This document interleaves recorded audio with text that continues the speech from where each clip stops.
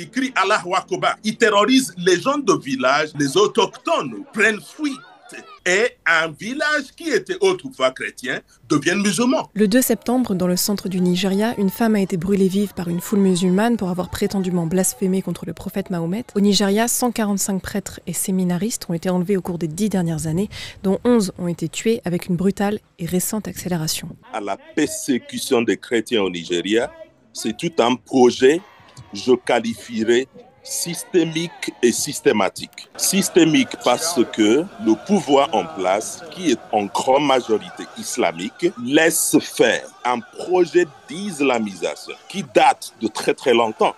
Et c'est systématique parce que ça se passe tout le temps, depuis 2008. Ce n'est pas des actes isolés. Ces jeunes nomades ont infiltré le centre du pays, l'est, ouest, et sud, sous prétexte de chercher des terrains pour nourrir des bêtes. Il y a tout un groupe ethnique qui s'appelle Fulani. Ce n'est pas tous les membres de cette ethnie qui commettent des actes terroristes, bien évidemment, mais sous le prétexte, parce qu'on connaît culturellement, c'est les gens nomades qui se promènent avec des kalachnikovs, des brebis. Ils crient Allah Wakoba. Ils terrorisent les gens de village, les autochtones prennent fuite. Ils s'installent avec quoi? Avec les religions. Et tout d'un coup, vous voyez un village qui était autrefois chrétien devient automatiquement islamique. Il y a un côté génocidaire. C'est un projet d'islamisation qui se fait pas à pas. À plusieurs reprises, les églises sont incendiées, majoritairement au nord du Nigeria. Au centre du pays, l'État de Benue, qui est grandement chrétien, fait face à ce phénomène d'incendie des églises de manière très exponentielle les dernières années. On a commencé à entendre plusieurs cas de kidnapping, des enlèvements. On peut croire que c'est pour des motifs économiques, financiers, mais réellement ce n'est pas ça. C'est un motif terroriste, terroriser les gens. Il y avait pas mal de prêtres, de religieux, religieuses qui ont été kidnappés. Certains ont trouvé la mort. La menace sur notre foi, heureusement, c'est ça qui nous rend forts. Chaque fois quand je prends la route pour soit quitter de mon école ou bien retourner là-bas, je sais que je traverse des risques.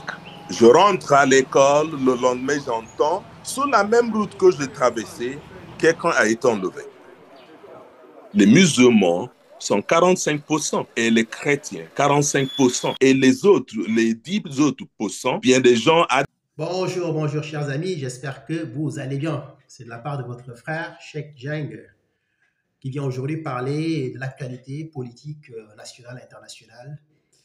Et aujourd'hui, je viens parler d'un sujet qui me tient à cœur, qui me tient vraiment à cœur, qui est le massacre des chrétiens au Nigeria. Alors, je fais cette vidéo parce que le président américain Donald Trump est le seul président de l'Occident, en tout cas dans le monde occidental, à avoir pris très au sérieux la situation politique, religieuse des chrétiens qui sont persécutés aujourd'hui au Nigeria. Alors, Trump a fait un tweet ces dernières heures menaçant le gouvernement du Nigeria, qui est dirigé aujourd'hui par un vieillard qui s'appelle Tinubu, qui est Yoruba, musulman aussi. Et Trump lui reproche son inaction, le fait qu'il ne fasse absolument rien du tout pour aider la population du Nigeria de confession chrétienne qui aujourd'hui ne peut plus vivre librement dans le nord du pays. Ça, c'est la réalité du pays. Je suis professeur d'anglais et d'espagnol et je m'intéresse beaucoup au monde anglophone, mais surtout au monde anglophone africain. Le Nigeria, c'est un pays que je connais un peu.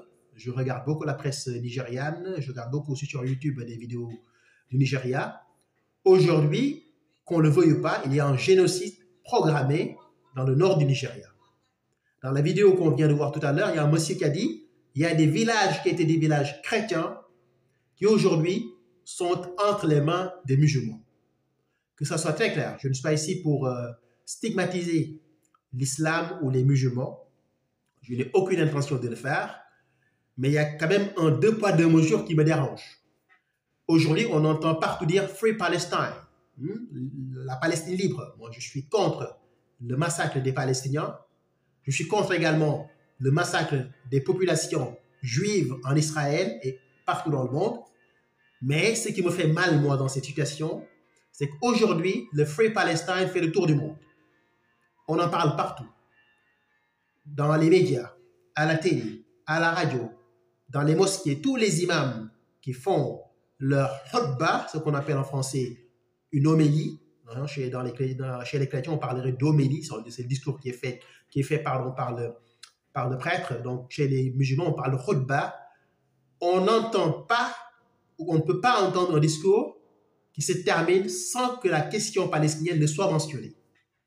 On parle de la Palestine tous les jours. Aujourd'hui, Free Palestine, c'est devenu, aujourd'hui, on va dire, un slogan qui est utilisé par tous les musulmans du monde, par les mouvements de gauche en France, aux États-Unis, en Espagne, partout. Évidemment, quand il y a des personnes qui sont persécutées, il faut en parler. Quand il y a des individus qui sont tués, il faut en parler. Quand il y a une guerre et qu'on voit qu'il y a des forces disproportionnées, donc il y a une force qui est plus puissante que l'autre et qui massacre l'autre, il faut dénoncer, que ce soit des musulmans, que ce soit des chrétiens, que ce soit des juifs, que ce soit des athées. La vie d'un être humain, elle est sacrée. Quelle que soit sa couleur de peau, quelle que soit sa religion, quelle que soit sa confession, quelle que soit son orientation sexuelle, on s'en fout. Un être humain a une vie sacrée. Alors, le sort des chrétiens au Nigeria me tient à cœur parce que cela fait quand même un bon moment que cela dure. Moi, j'ai commencé à entendre parler de Boko Haram dans les années 2008-2009. À l'époque, j'étais à l'université au Sénégal. À l'époque, je regardais beaucoup la presse occidentale, les chaînes comme France 24, etc. Je passais aussi une bonne partie de mon temps à écouter des chaînes, la radio RFI, Radio France Internationale, quand j'étais à l'université. Et ce massacre qui était couvert par la presse occidentale était très peu couvert par la presse africaine, pour des raisons que j'ignore totalement. Aujourd'hui, en Afrique, on a des mouvements qui défendent la Palestine. On a des manifestations d'Africains qui défendent la Palestine. On a des intellectuels africains qui produisent des articles de presse, des éditos pour défendre la Palestine. Mais quand il s'agit des Nigérians et des chrétiens qui sont persécutés au Nigeria, silence radio. On n'en parle pas et cela, ça me met dans une situation extrêmement, extrêmement gênante. Je ne peux pas changer le monde. Je n'ai pas la prétention ni le pouvoir de le faire. Mais s'il y a une voix que je peux apporter, si je peux apporter ma voix pour pouvoir aider mes frères et sœurs du Nigeria à sortir de cette situation, je le ferai sans problème. Aujourd'hui, Donald Trump ne doit pas être le seul président en Occident à dénoncer le laxisme du gouvernement du Nigeria face au massacre qui vise les populations chrétiennes qui sont au nord du Nigeria. Les églises sont bombardées, les fidèles sont persécutés, tués, les enfants ne sont pas épargnés, les vieillards ne sont pas épargnés, les femmes ne sont pas épargnées, les prêtres et les pasteurs qui sont affectés dans ces endroits-là ont peur, ils ne peuvent plus vivre normalement, car s'ils sont reconnus, on peut les trouver chez eux et les tuer, et les gens qui vont à l'église, ils vont avec une peur indescriptible, la boule au ventre, et ce n'est pas normal. Pourtant, là où tu vois qu'il y a un problème avec cette religion qui est la religion islamique, c'est que dans les parties, dans les régions du Nigeria où les chrétiens sont majoritaires, les musulmans ne sont pas persécutés. Il y a des mosquées, ils peuvent aller prier, personne ne les harcèle, personne ne les menace, leur vie n'est pas en danger du tout. Évidemment, certains vont me dire, mais oui, Cheikh, tu sais, le problème c'est que l'islam n'est pas une religion violente, c'est qu'il y a des gens violents dans l'islam.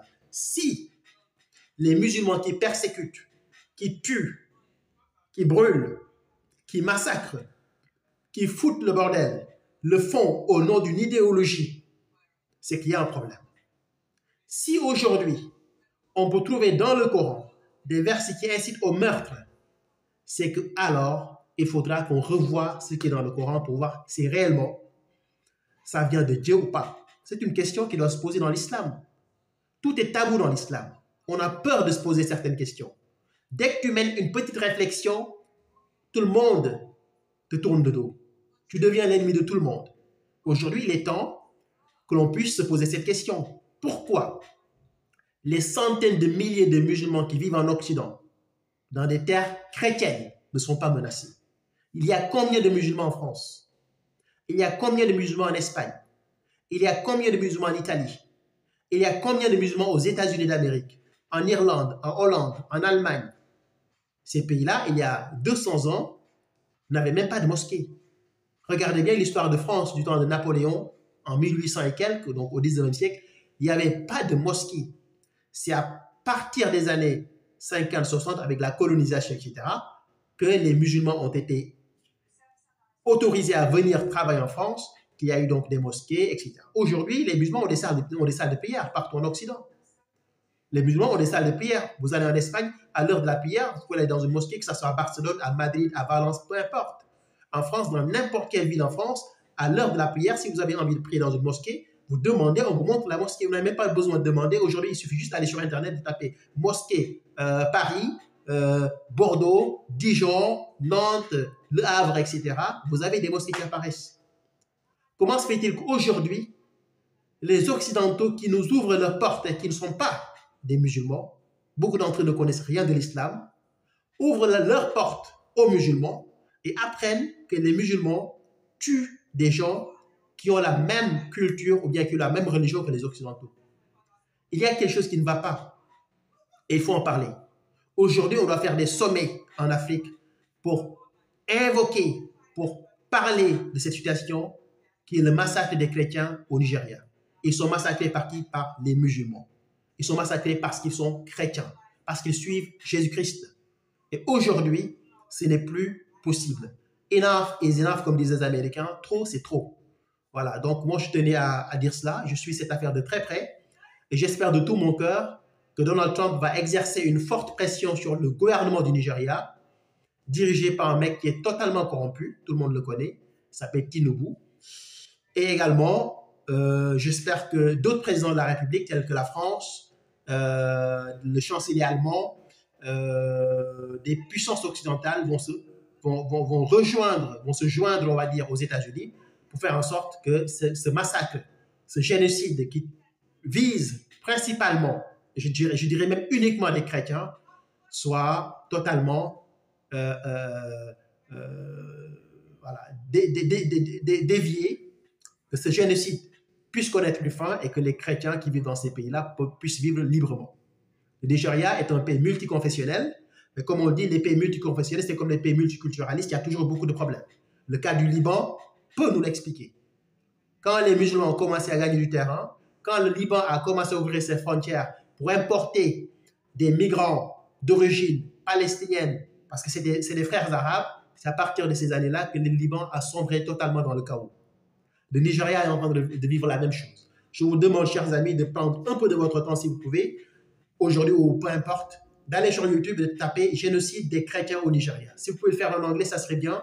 Ça permettra d'avoir des sources plus fiables et plus proches, parce que c'est un pays anglophone, et ça vous permettra d'avoir une idée de ce que c'est qu'être chrétien aujourd'hui au Nigeria. Ils sont massacrés, ils sont tués, ils sont brûlés vifs dans des églises, alors que les musulmans qui vivent dans des régions à majorité chrétienne n'ont absolument rien à craindre. Ce n'est plus normal. Ce n'est vraiment plus normal.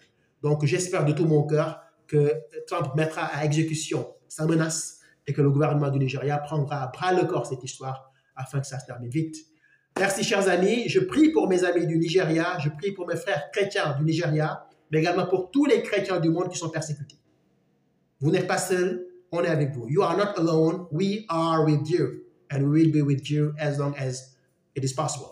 Merci beaucoup, chers amis. Que Dieu aide nos frères du Nigeria et que le Seigneur Jésus-Christ leur donne la paix dont ils ont besoin à ce moment-là pour pouvoir vivre dignement. Il y a une idéologie qui est mortifère, qui tue, et cette idéologie-là, nous la connaissons. Malheureusement, c'est l'idéologie islamique. Je ne dis pas que tous les musulmans sont des chrétiens, mais quand vous lisez un livre comme le Coran, qui est un peu violent, je pense que quand même, à un moment donné, il faudra se poser une question. Est-ce que réellement ceci vient de Dieu ou est-ce que cela a été mis en place par des hommes? Et aujourd'hui, je suis désolé de dire, beaucoup de musulmans sont pris captifs, sont pris en otage par cette idéologie qui fait qu'aujourd'hui, l'Occident, également les autres pays qui sont des pays chrétiens, ne peuvent plus accepter l'islam Et la raison, on peut la comprendre. On peut la comprendre.